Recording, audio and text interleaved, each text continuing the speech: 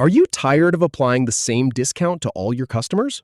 Learn how to set up tiered discounts by ownership duration on Gumroad in under 3 minutes.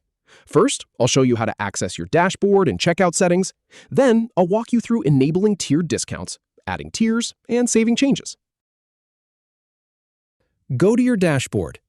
Click on the Checkout section. Now click on the Edit option to modify the checkout form. Once there, turn on the Tier Discount feature to enable tiered discounts.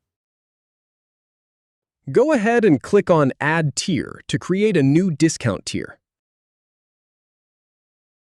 Finally, click on Save Changes to apply everything you've set up. If you have any feedback or if any info is inaccurate, please leave a comment below. We'll do our best to answer or redo the video if needed. Thanks for watching.